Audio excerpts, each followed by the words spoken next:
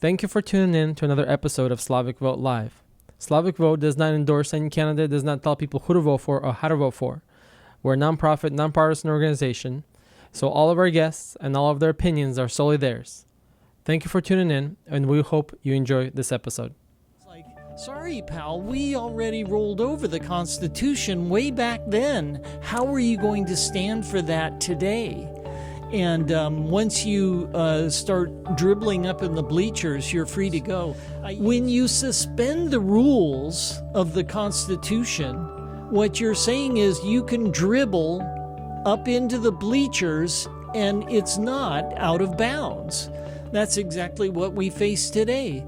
We are sinking 15 pointers from the top deck of the bleachers, and everybody's applauding like we did something great. It was entirely unconstitutional and therefore illegal, null and void, and we should have never allowed the first dribble out of bounds. But we did, and we need to fight for liberty again because it's fast being ground under by those who love the power of the state. I mean, it sounds like they're just throwing stuff that would kind of stick to the wall, and some of it does stick apparently. It's dangerous. The argument isn't between Democrats and Republicans.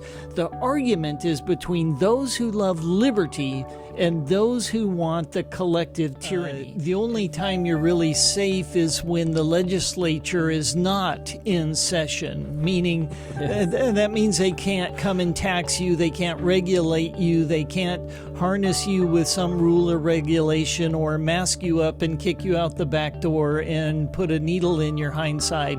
And that's really what he's saying. He's saying, you know, you're better off if we didn't pass any more laws. There are more than enough laws on the books.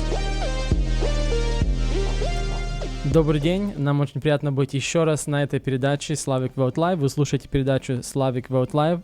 Вы можете звонить в студию в любое время по номеру 503-238-9000. У нас сегодня будет очень интересная передача с одним очень интересным гостем, который мы сегодня его сейчас представим через пару минут. Гостем этот гость, сенатор Орегона, который находится сенатором дистрикта, или, как говорится, участок 28. Это включает Джексон County, Klamath County, Lake County, Deschutes County и Crook County. Он также бывший комиссионер или комиссионер, или как представитель города Klamath. И Ярослав, ты можешь немножко рассказать для наших слушателей, кто, может, нас никогда не слушал, кто такой Slavic Vote? Мы сейчас перейдем на английский язык, потому что сенатор по-английски только разговаривает. И я извиняюсь наперед, что мы не сможем эту передачу делать на русском, но в будущем мы планируем переводить эти передачи. И вот я благодарю, что вы подключились. Надеюсь, вы остаетесь с нами и будем продолжать сегодня эту беседу. Thank you very much, Senator. Thank you for being here. We're really happy to have you. So how are you feeling today? I'm doing great. It's actually great fun to be here. Good. And I think this will be a great conversation. It'll be good. Hopefully, after we're all wrapped up, you'll invite me back for another session as well. So I appreciate it. I look forward to this. If it's your first time listening to this radio station, or if you found us on YouTube or any other social media that's popping up every month, it seems like there's a new platform. We're a Slavic Vote. We're about coming on the third year already in existence. We're a nonprofit, nonpartisan. That's pretty important.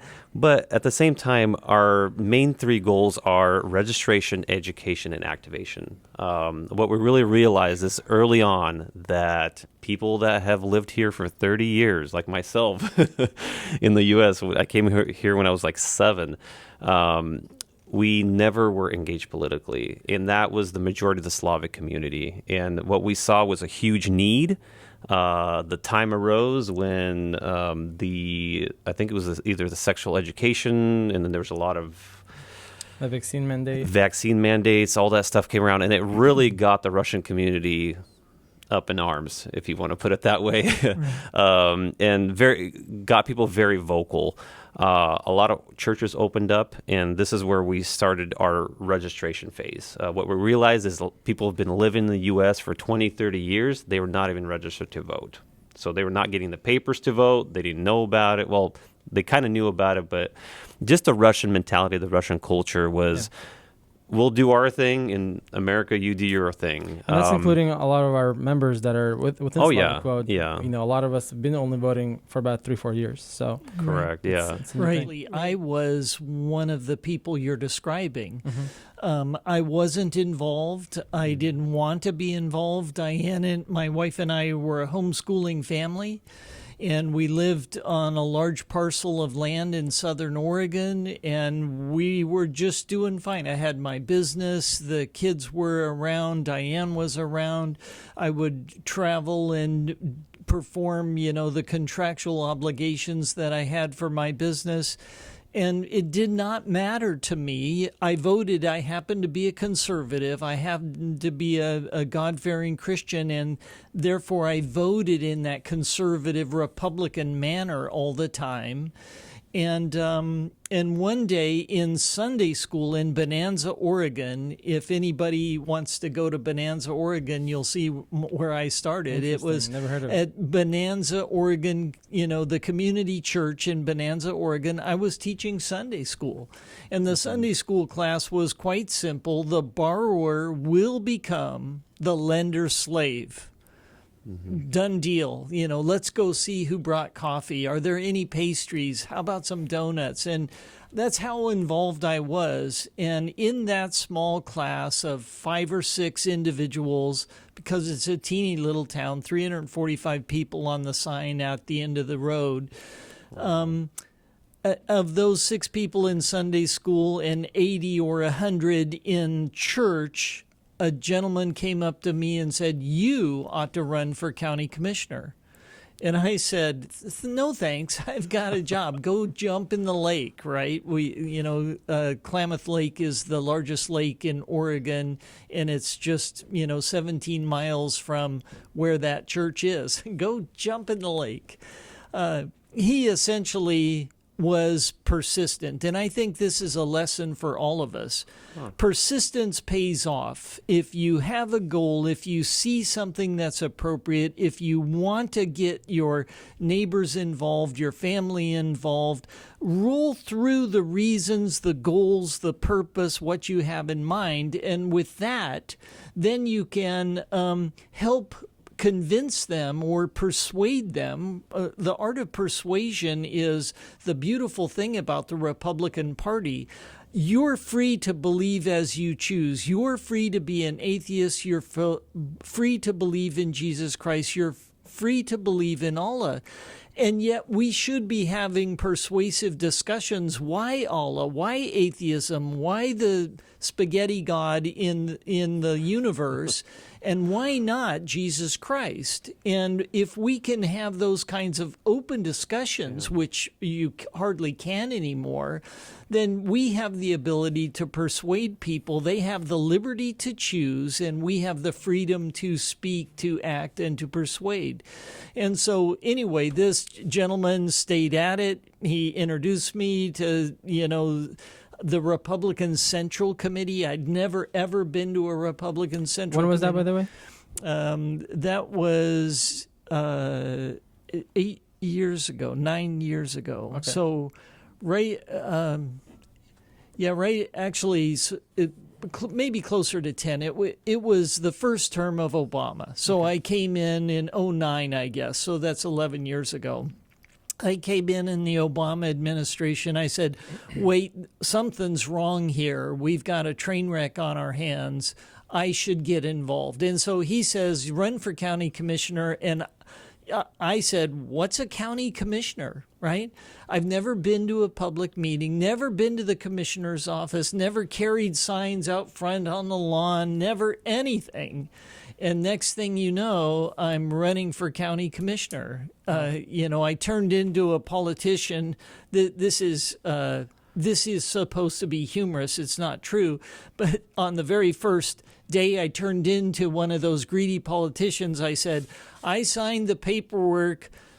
If you'll go pay the $25 to the county clerk, I'll run. So now I'm draining money out of his pocket, and he's signing me up to run for county commissioner. That's a humorous side to the story, but this is what good friendship is. Somebody, when you recognize somebody who has a talent, who has a skill that you don't have or you would rather not do, is a perfect opportunity to bring people into the fold and give them. Some of us are quarterbacks, some of us are linemen, some of us would rather play tennis. How do you fit into this whirlwind of freedom that we have at our fingertips? Freedom's a messy business, and what we need is godly people with a moral compass and values who can figure out their way in this enterprise of freedom, because the United States of America is a great experiment in liberty. Absolutely. Yeah. So it's really interesting because you touched upon the second part of what the Slavic community really lacked, and that was education, which actually prevented people from getting registered. Was because people, after they would register, they're getting these papers, they don't know who to vote for. And if you've read a ballot, it takes a PhD to try to figure out if you're voting for or against a bill or something that's on the ballot. So that was another thing that we kind of clarified a little bit. We actually used to do that kind of in-house a little bit, and then we started outsourcing to other organizations so we don't reinvent the wheel, like our voter registration guides. And then last, which is why you're here, is activation. So this year we had a few attempts at running at like local school boards, small steps, I would say. Right. And what we realized is it's not that difficult to actually get in. Yeah, It's a lot of times we have this it's not a persona, but this belief that if somebody's in politics, that they're probably the smartest person in the world. Not to hinder your position or anything, but what we realize is that these are just people, and they're running because a lot of people were successful in their careers already. And this is kind of my question is to you. Why politics? So it sounds like you had a good friend that was very consistent, and he kept pushing and seeing some kind of a skill that you had. By the way, what was it that drove him to keep being so persistent and trying to get you to become a commissioner? I think it's the love of liberty. It's the idea. See, if I can make a recommendation to all your listeners, everybody ought to look up Frederick Bastiat's book called The Law. And you can find it at mises.org. And look for it. There's an audio file of it. There's an EPUB. There's a PDF of it. There's an HTML version of it. And what he describes, he wrote it in 1850. He died in Christmas Eve of 1850. So this is 10 years before America's Civil War. And he recognized that people who have power, people who are in politics, will abuse their power to take from the public largesse, to garner their own interest, to become famous or ambitious or whatever they're seeking. And his book, The Law, says, here we are on God's green earth. You didn't ask to be born here. You didn't ask to be born here. And nevertheless, God has gifted us with life. And then with this life, you have the physical life. That's what we think of when we think of being born. But you have an intellectual life that comes with it. And you have a moral life. And now that you've been given this life, here's the interesting part. You can't sustain your own life. You can't sustain your own liberty. How do you do that? And so he walks through and he takes apart this notion that you can create anything in the world without God. And God is the centerpiece. He's the God. Jefferson says, God gave us life and gave us liberty. And the implication is, now that you have life and you have liberty and you have intellectual consistency and moral values, what are you going to do to help sustain others? How are they going to get to that point of human flourishing? Because they can't flourish apart from God? How are they going to do it?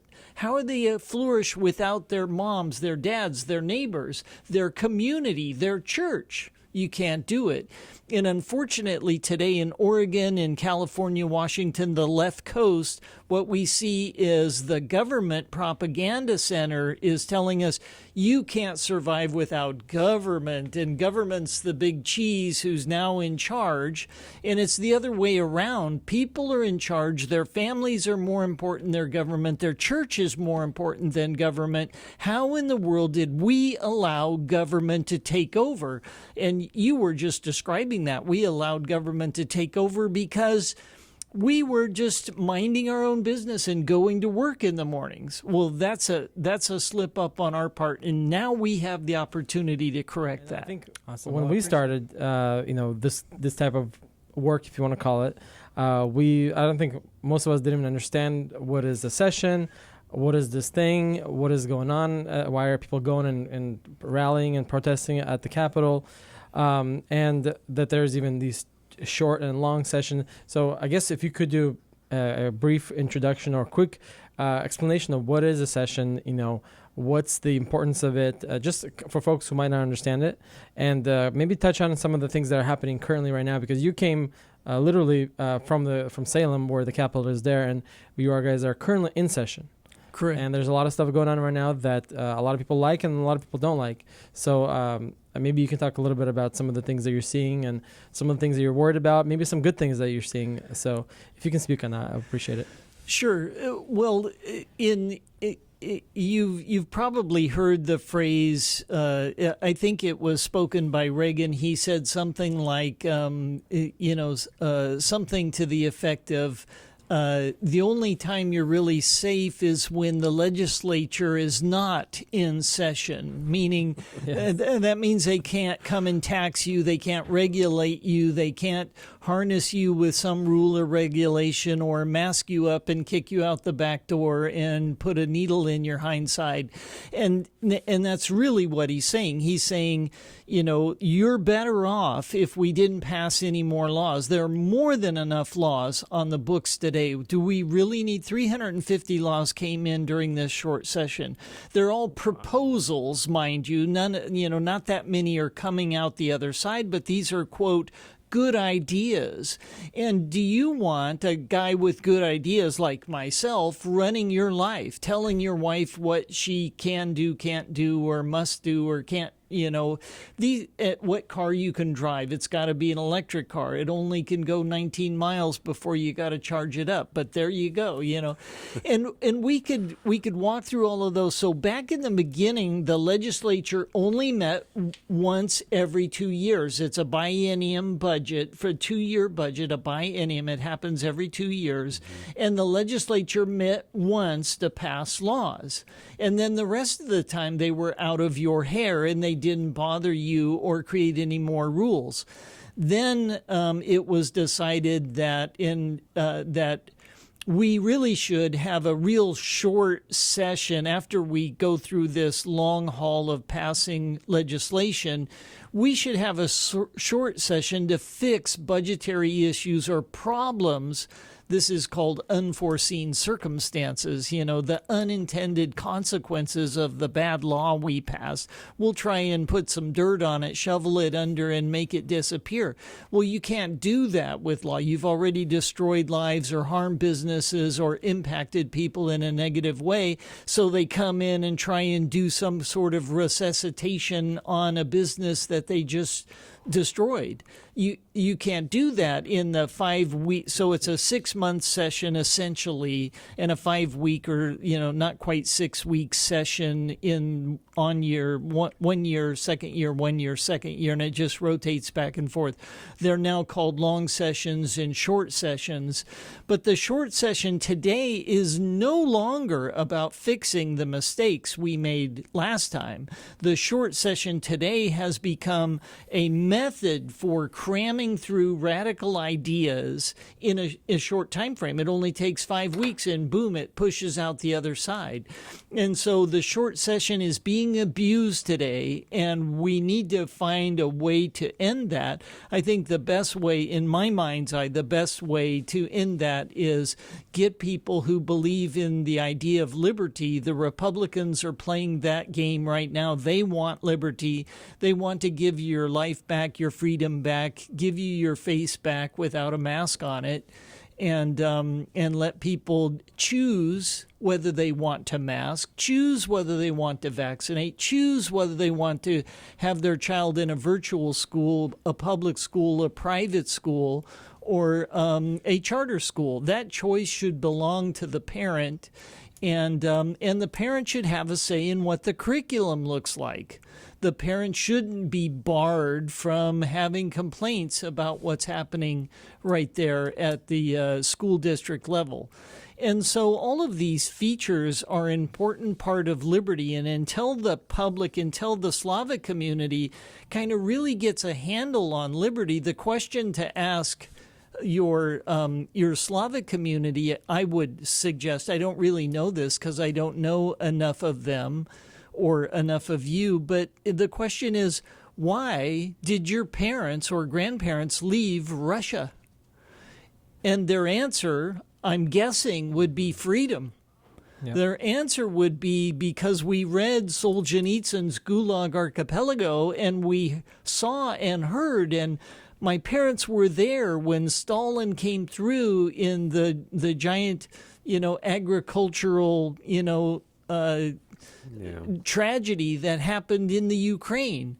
And we wanted out. That I'm paraphrasing here, but I'm guessing that's what we would hear from your community.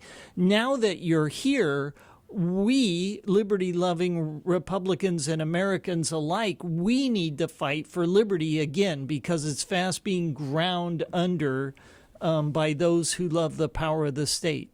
Absolutely. And did you see anything that's troubling right now in session that the community should be paying attention to? Yeah, well, today a bill came out of the Senate floor. It's the A.N. Gross version of Senate Bill 1529, and it's a medical freedom bill. Interestingly enough, it has a definition of public health emergency, and it names under Section 1, Sub A, it says the governor may declare a public health emergency according to ORS 4.401. whatever. And that's true. That's what we are living under today. And then Section B says the governor may declare a public health emergency under 433. And that's also true. That's what we're living under today. And then it has a new definition that has been embedded into this legislation. It says, point C, under Section 1, the director of Public Health Department may determine a public health emergency. And it's like, well, now it's not a declaration, and it's not the governor.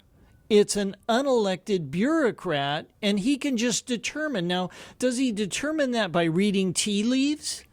Does he determine that by throwing pencils up in the air and seeing how many of them land facing north?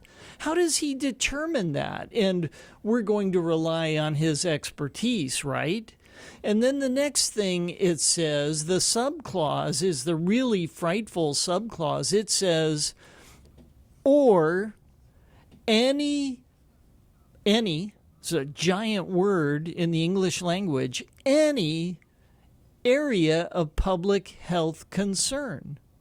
So eating too much red meat, high blood pressure, high cholesterol levels, emissions, you're packed in here in the city. Are emissions too thick and heavy here? Do we need more trains like that's running down, what is this, Burnside over here?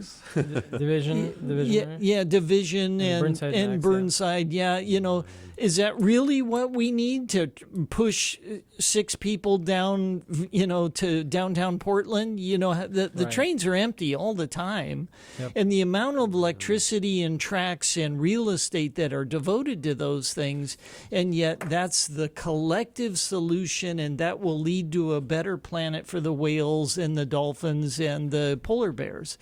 And so these are all things that have an enormous political agenda and very little to do with solving practical problems that we have on the streets. And so that's a public health concern that I think all of the Slavic and Russian moms that you referred to who are interested in medical freedom, the freedom to behave and act and raise their families and school their children in those ways, just fell not to a lesser magistrate, to a lesser executive. The governor isn't making this declaration any longer. All of a sudden, a public health director is making these determinations. And here's the interesting thing. If a director for an agency has the appropriate wherewithal, let's say he's not an epidemiologist, he's not a virologist, he's not worried, he's not necessarily focusing on an epidemic or a pandemic, well, what's he focusing on in this clause or any other area of public health concern is just wide open. Well, what is a public health concern? It's how you raise your children, right? If you teach them male and female, maybe this is a public health matter we should be diving into, and on it goes. And so this is interesting, and yet we didn't allow the director for the Department of Transportation this authority, and yet if there was a earthquake and freeways collapsed and bridges collapsed and there would be no doubt a public health emergency, shouldn't that lesser executive also have that privilege? And what about Department of Education and all the classrooms and all the kids and all the students and all the parents and all the families? Shouldn't that lesser executive also have that? And the answer's no, no, and no. This executive solution belongs in the governor's hands, and the legislative body should have control. It's a check and balance system. This is how the American Constitution was created, to check and balance the power, because what we're interested in is individual freedom and liberty, not collective power. And as soon as you switch from individualism to collectivism, you're on the wrong side of the boat. And was there anything that you saw that was in education, that was changes in education? Well, yeah, one of the bills that I had for education that would have been a good bill, and this is the hope for the future, one of the things that we can get your community to argue for and fight for and put their voices on the line, is removing the 3% cap on the public virtual schools. Right now, for any school district, no more than 3%, so 97% of the monopoly has to stay in the monopoly. Only 3% are allowed to escape out the back door. And so what you lose is you lose any sort of competitive notion within the marketplace of education ideas, because they're trapped. 97% of the students are trapped within that bulwark. And so my bill was to remove that 3% cap and just let people navigate across the zip code boundary, because you know as well as I know, school district boundaries are just artificial lines in the sand. When you drive over them, your car never even feels a bump. You just keep driving, and you've gone through one school district and then another school district, and you're in the third school district. We had in Klamath Falls, we had a proposal for a charter school that was oriented towards music. Music is a very precision-oriented art. Not only the metrics of of music, but the symphonic, notion of strings and drums and how to compose music, how to think about music, the math skills associated with music, the history associated with Brahms and Beethoven and the Beatles. You name it, there is just this enormous wealth of individual history that kids could learn, and they could learn history, they could learn math, they could learn musical arts, they could learn rhythm, they could learn melody, they could learn all of these things, and it would be a charter school. Would the public school allow a new charter school like that to pop up within the midst of their monopoly? Right. Do you know the answer? No way. And the reason is no way is all that revenue then gets focused back into the monopoly, and the monopoly grows stronger and stronger and becomes more, quite frankly, tyrannical because there's no competition. Nobody can step in and say otherwise. Right. This is... so I have a quick question. It sounds like these ideas...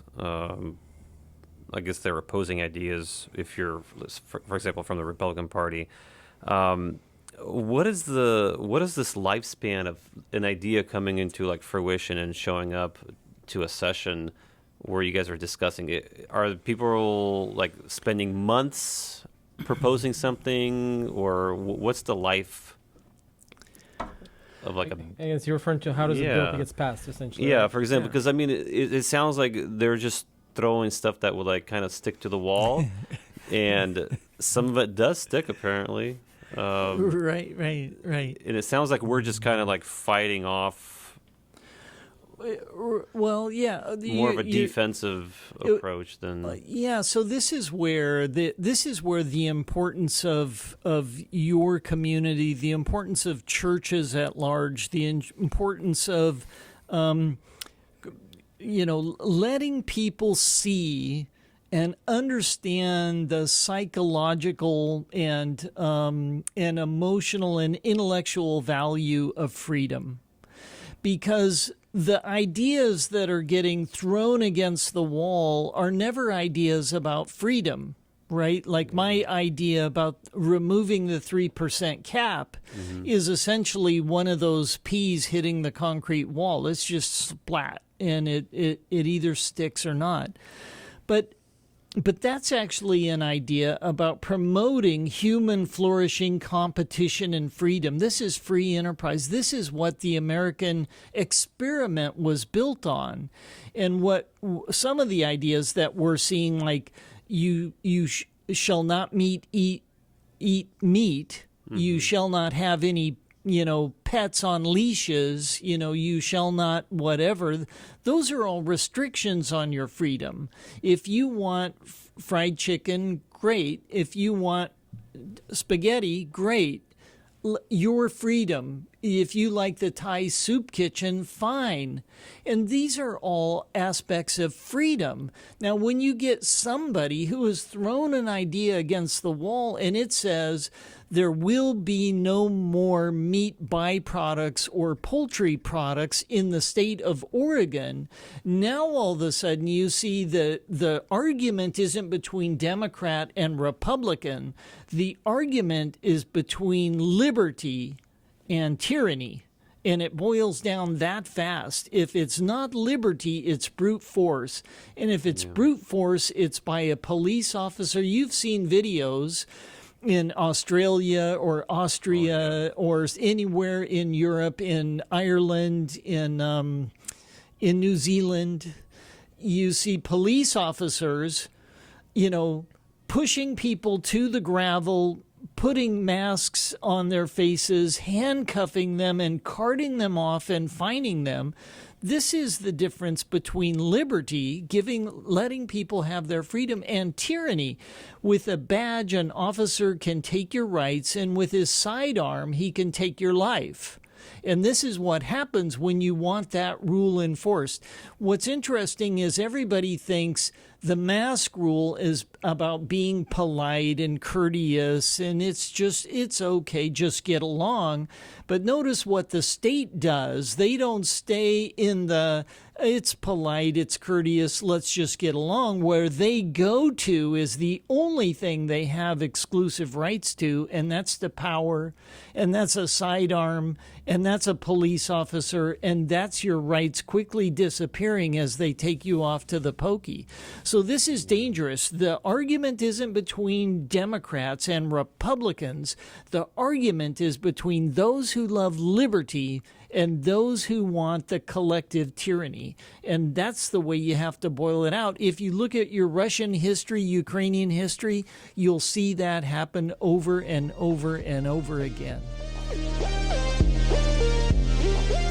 I want to take a moment to thank all of our sponsors for allowing us to be here on this program and all of our future programs.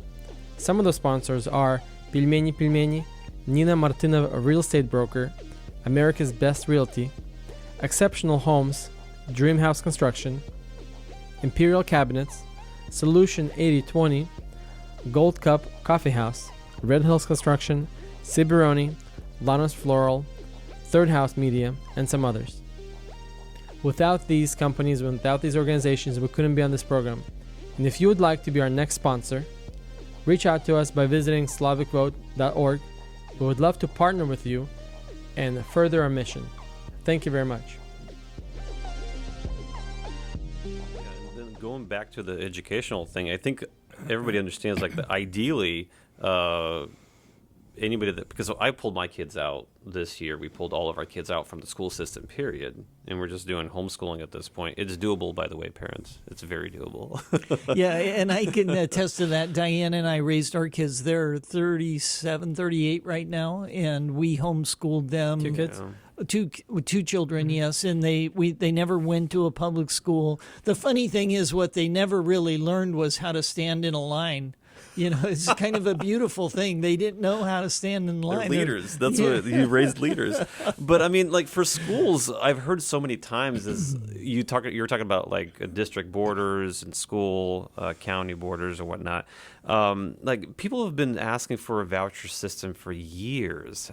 Right. Is anything coming down? Where has anybody attempted? Or I heard some things were coming out. So there were some changes or possible proposals this year, right? that would create some good competition. Yeah, the vouchers would create good competition. Off the top of my head, I don't have a voucher bill. In my mind, there may be something on the House side. From what I've heard, it was proposed, and then it got rejected, and then because of some language, and that's what I heard yesterday. And then they rephrased a few things, and it's now back to be proposed. So there's potential, but it's probably going to. It must be on the House side, possibly, right? Yeah. Anyway, you're absolutely right. I think vouchers would give parents control, and it would be economic control, which is exactly how we run our lives. Yeah. See, the problem with the welfare handout kind of mentality is what you strip from people is you strip their discretion with regard to what to buy, when to buy, how to manage their own money. It's not their money. They can just buy soda pop and Twinkies, in the worst case. And if it was their money, if it was hard earned, if they had to buy it, they would choose, we'll buy some salad, we'll buy some beef, we'll buy a couple of dozen eggs. Eggs seem to do really well around our house. Maybe I'll get the 2 dozen pack or whatever. Mm-hmm. And then they make those decisions because it's their resources and their choosing. When you drive by the gas station that has gas at $4.65 and you stop at the gas station that has a price at $4.89, government can't mandate what value you put on your time, your energy, the wait in line, the whatever that you have to put up with to get gas that's appropriately priced. All of these little subtleties. My degree is in economics from UCLA. I have a master's from Biola University, which is a Christian Education University in Southern California. And in these environments, nobody can put a price on how you value whatever it is that's at your fingertips. And this is the most important part of life and liberty and your own pursuits of your own happiness. This, and is, I'll say legal pursuits, right? Just to clarify a little bit. If your happiness is torturing babies, that's completely immoral and isn't in the equation. But your just pursuits, they're appropriate, they're just, they're legitimate, they're something you value greatly and want to pursue. That is a guarantee written into our nation's heritage. And that you have been endowed by your Creator with certain inalienable rights. And among these are life and liberty and your own just pursuits. That's a beautiful, beautiful thing. Well, I wanted to kind of return back to, I guess, what Jarek was kind of starting to ask as well, and maybe add to that. Could you, just for the folks who are very, maybe not into politics, how does a bill goes through the cycle of passing? Is it different, first of all, on the federal side than the state side? And just the process, is it how does a bill start and end? Yeah, well, you're right. They are ideas. So somebody has an idea, and they say, "Wouldn't it be nice if?" And I always try to make the distinction: are we encouraging human flourishing, or are we just putting rules on people? For example, there was a bill we had last session that got defeated. Was on my highway, as cars come out of the rural environment, they may not see the truck coming, and there's a T-bone right in the highway. Dangerous, dangerous place for this to happening. All cars driving on this section of highway need to drive with their headlights on. Now, that's a fine bill from a safety perspective. That's a great idea. How exactly does that work? What does it look like? How do you charge the OSP with enforcing that? What about the people who don't do it? Do they get pulled over on this crowded highway? And what traffic hazards does that create? So all of these kinds of things get discussed. And the point that I want to make is, if we're going to make a law to limit or hinder somebody, we had better have a very, very good reason for doing it, because I don't think we should be doing it near as much as we are.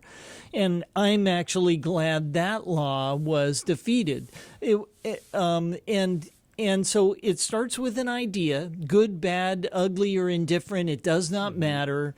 Then people try to work out the details. Sometimes there's a work group. Sometimes there's just a discussion.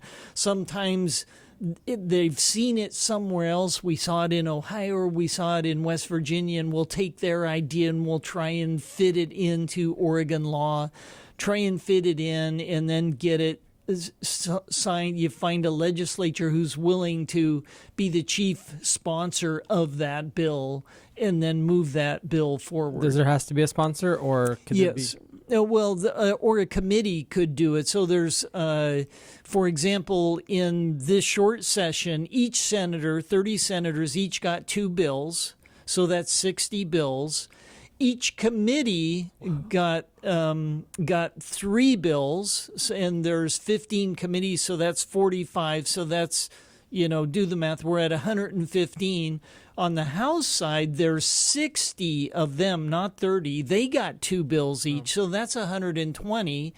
And then each of their committees also got 3, and the numbers grow. So it'll come from a sitting legislator, or it will come from a committee like the Health Committee, the Judiciary Committee, Natural Resources, etc. And those committees can also, if you provide the chair, co-chair of that committee with a good idea, and they think it will stick, they very well might try and throw it against the wall.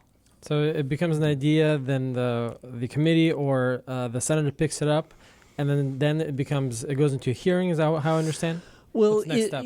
next step actually it would get drafted into legislative language. And who does that? Legislative Council does that. So the Legislative Research Office would figure out how to get the language right. That's why when you read a bill online or download a bill, it will just be this mess of legal language, is because the Legislative Council side of the fence, legislators don't have that much. I'm not a legal expert.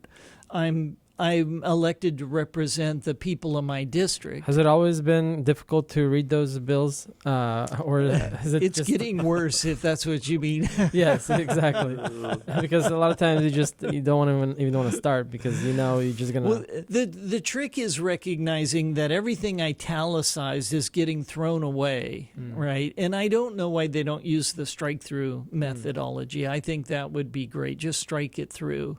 But they italicize it. And then everything in bold is getting added in, and all the regular text is staying as is. And so once you kind of get your brain used to thinking like that, it's easier to tell what's going on. But if I can throw in my own 2 cents, I think that's part of the problem. We've come a long way from where the founders were. Our society is that much more complex. There are that many more people. There are that many more constituencies and trade associations and licensing demands and whatever.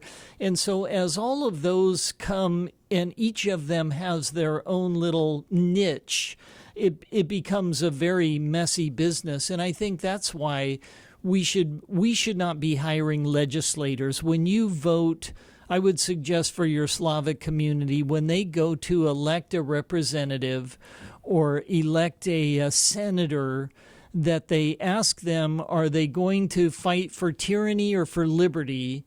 And if they say liberty, say, then which of those tyrannical laws are you willing to repeal?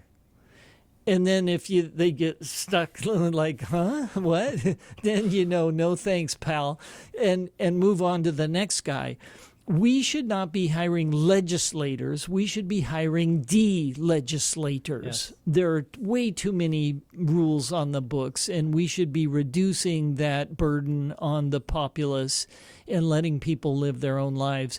The trouble with this, and you see it really fast, if I give you individual freedom like I've been talking about, I also have to have you bound by personal responsibility. And personal responsibility doesn't come from a law book. Personal responsibility comes from home. It comes from a mom and dad. It comes from a moral compass. It comes from your church. It comes from family life. That personal responsibility just doesn't get implanted into you because you were born. It gets taught. It gets nurtured. It gets developed into your life.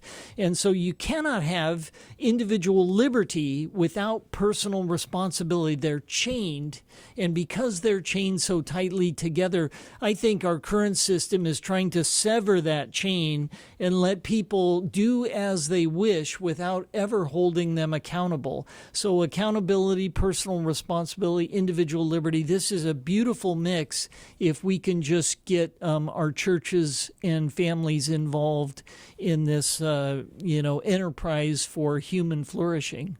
Great points, yes. So you mentioned the bill gets drafted, right? And then what's the next step after that process? So the bill gets drafted and gets assigned to a committee from the president's office. And committees are formulated by I'm in the Senate, so I'll refer to the Senate president and the Senate's office.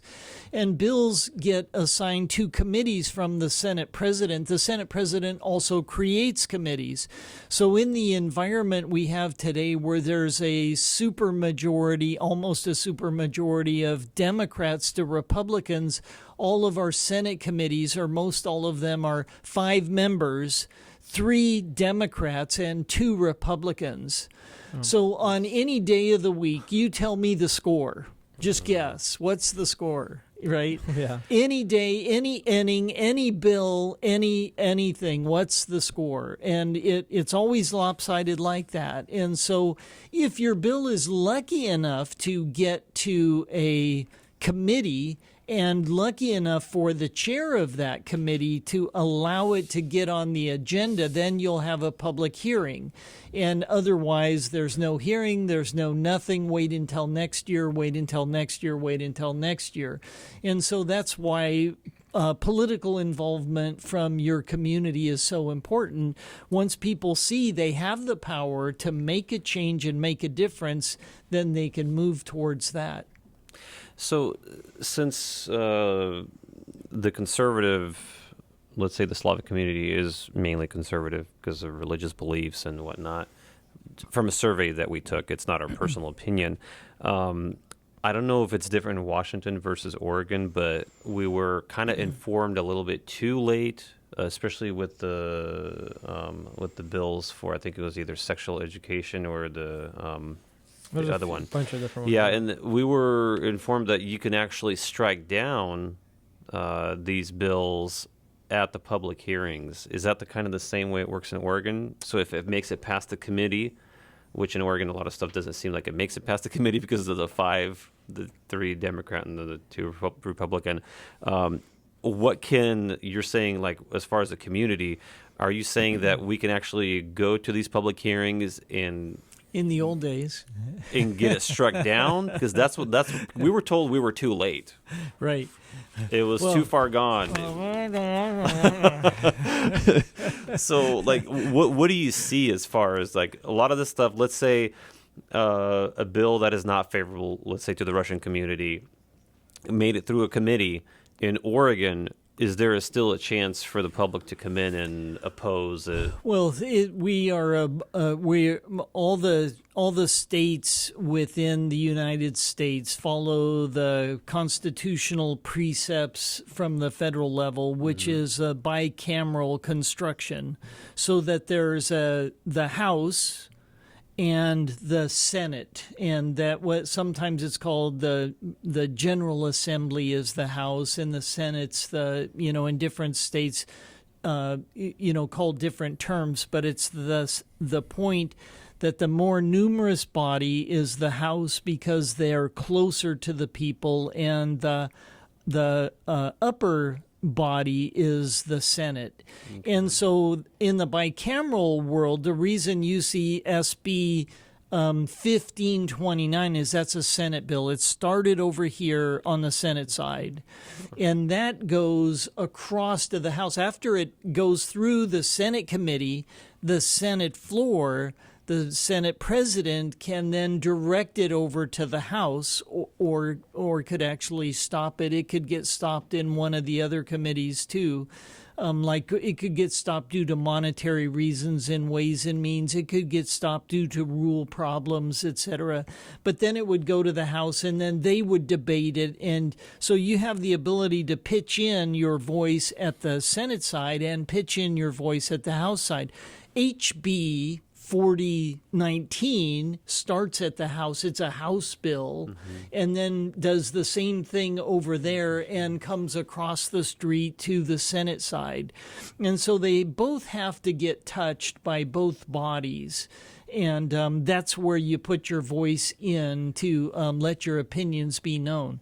There is no strike down concept per se, but your voices count. Your voices count a lot. And, so this is when we're actually calling the representatives. That's right. That's right. Senators, that makes so much more sense now. Yeah, and I had one of the questions because you were explaining Oregon legislation or legislature, and I was, because we work with both states, Oregon and Washington. So do you know if both states kind of differentiate a little bit, or it's all across same with all states? Yeah, well, they're all very similar. Right. There are differentiations, some crazy differentiations. The New Hampshire live free or die, they have 428 representatives in their House body. So if they got 2 bills each, watch out. How do they get stuff done?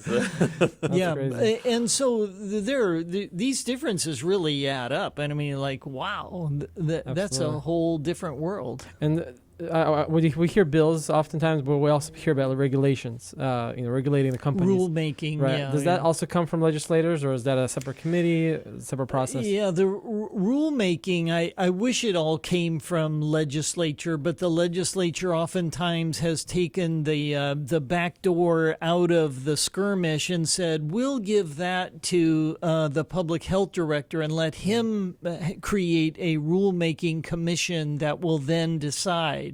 And now the problem with that is that's unelected, essentially unaccountable, lifetime benefits paid bureaucrat who's now got control of these, little knobs. It's a little bit like the man behind the curtain in The Wizard of Oz. Which knobs are we pushing and how are we making the steam come out of that stack? It's anybody's guess, but the rule hits your business at the personal level, right on the street. Wow. Right. Well, thank you. Yeah, that explains it, because there's too many regulations. Yeah, I was going to finish up with asking, like you mentioned earlier in the program, that there's over 300 something laws or whatnot that were passed. Proposals. Yeah. How many of these actually get enforced? Well, how many become law is your question, and then therefore become enforced, right? Okay, so it's a matter of once it becomes a law, and then does it get enforced? Look at the mask mandate is a great example. The mask mandate is not a law. Yeah, as we found out the hard way. But it's a regulation. It's a rule that's being enforced mainly through another body that you have no control over. When's the last time you elected the director for Oregon OSHA? I believe that's the governor that nominates him, right? Yeah. That individual works at the pleasure, quote unquote, of the governor. So the governor can hire and fire. You could put pressure on the governor to fire, but that guy is doing the governor's wishes, and so the governor's keen to keep that individual in the game and let him take all the bloody arrows while the governor gets to sit above the fray. Right. Well, and our listeners might know, and if you don't know, this year is the election for the new governor. So, yes, that's true. So if you were not happy with a lot of these mandates and regulations, essentially ties to the governor, right? Right. So if you're not happy, you could, we encourage you to get active and vote. And hopefully we can get a governor that is less tyrannical, quote unquote, than what we had in the last few years. Right, and I think this is an important part to keep in mind is you've got to strike this beam here for liberty. Yep. Or tyranny. And tyranny sounds like you jumped way over the line. How about, can it be just liberty or a few rules? And the answer is no, because the few rules turn into, unleashed government tyranny. Yeah. And so you have to stop, should we suspend the Constitution just for today? Oh, how about 2 weeks to flatten the curve? There's a great example. Yeah, great example. 2 weeks to flatten the curve, and everybody should have said, you cannot violate my constitutional rights for 2 weeks, period. But people said, this is dangerous, this is tough, we don't know the numbers, what are we facing? And they said, okay, 2 weeks. And then it becomes 2 months, and then it becomes, 120 days. And then people say, well, this is unconstitutional. It's like, sorry, pal, we already rolled over the Constitution way back then. How are you going to stand for that today? And once you start dribbling up in the bleachers, you're free to go. I use the example, a basketball court has this works for football, basketball, tennis. Pick your favorite sport, football, either soccer or, Americanized football. There's lines on the field. We know the tennis ball is out. We know the serve was invalid because it was out. We know with doubles you get the wider zone. With singles you get a narrower zone. With the key in a basketball court, you can only be in the key 3 seconds. We know that's the free throw line. We know that's out of bounds. When you suspend the rules of the Constitution, what you're saying is you can dribble up into the bleachers and it's not out of bounds. That's exactly what we face today. We are sinking 15 pointers from the top deck of the bleachers, and everybody's applauding like we did something great. It was entirely unconstitutional and therefore illegal, null and void, and we should have never allowed the first dribble out of bounds.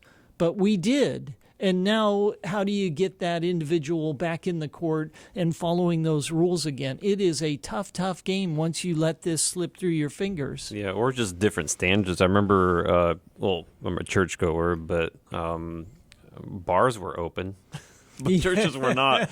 And people at church were like, well, hey, we're doing this. So, right, yeah, that's kind of what happened. I think we should probably start getting into the segment of our Constitution. You're perfect segue right there because you keep talking. You mentioned Constitution, so we're going to segue to our Constitution conversation. But I did want to conclude with one last question. You mentioned that you have 2 bills that you can propose every session. Correct. Quick question for you: how do you come up with the bills personally? And is there any bills this year that you're trying to propose? I think you mentioned one already. Yeah, the one was the 3% cap on virtual private or public virtual schools, and the other one I had was essentially a pro-life bill. If there happens to be a botched is a kind of a bad word to use, but a botched abortion, a baby is born alive, then the medical team at that clinic should treat that child as a newborn, because it is. Mm-hmm. It's alive, and we should do everything medically possible to save its life. And so this was a requirement for saving the life of a baby in that medical duress. And of course, it did not get a hearing. And it's just one of those things that is a little bit too much life and freedom and, just pursuits. It didn't actually go anywhere. But I'll be happy to volunteer that again next year and next year and next year, because I think it's an important issue. Yeah. Remember earlier when I was talking about Bastiat, and everybody ought to look up the law, listen to the audiobook. The audiobook that I referred to at Mrs.org is a female narrator. I happen to like the male narrator better because it's written in a male tone of voice, and I think the men readers sound better, and you can look for all of those. They're all out there online. I didn't mention earlier, it's only 90 pages. You can listen to it in an hour and a half. Just go into the supermarket here in this crowded part of the city. You could listen to the whole thing on your phone before you ever got to the potato chip aisle. Well, you'll have to give me that link, and we'll add it to the bottom of our description. That's a great idea. Yeah. So you can find that in the description, and hopefully you can check it out. And I'll definitely listen to it. Yeah, that's great. Perfect.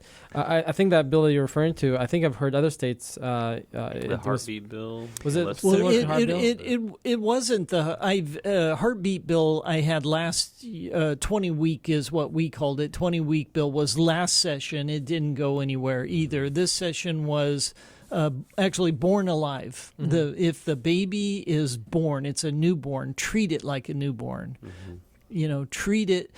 I don't know if you saw, there was a news article recently, the smallest baby born, I can't remember the statistics, is like 1.8 pounds or something. Right. And is now a healthy 3-year-old. Yeah. You know, like, saw something like wow. Yeah, this- Live Action. I think I'm subscribed to them. They always post the miracle. Right. But I think that bill that you're referring to, I Scenarios, think it passed other states, right? Yes, There's a yes, similar bill yes. I've heard about. Yeah. Texas. So if that's something that you have time for, we would be happy to have you at any time. And we'll dive deep into the conversation about the Constitution. We'll go into some of the other conversations that we've had today, and I think we'll break down. And if you're listening and if you have questions for Senator, you leave those questions in the comment section, and we'll try to ask those questions in the next program. So thank you very much. Any last words before we depart? No, other than thank you. Thank you for a great conversation. I hope this has been helpful to your listeners, and I look forward to next time. Absolutely. Oh, yeah. Thank you very much. Thanks to Slavic Family. Thanks to our video producers, and thanks to your wife for being here with us today. And maybe one day we'll have her on the radio as well and speak about her experience. So thank you very much. God bless, and we'll see you next time. Bye. Thank you for tuning in to Slavic Vote Live. We really appreciate you listening to this program. Don't forget to click that like button, subscribe, and share this program with your friends and family. We really appreciate it. Thank you very much and have a great day. Кандидаты. Стремление. Новая программа Slavic Vote Live. Каждую неделю в прямом эфире. Slavic Vote Live.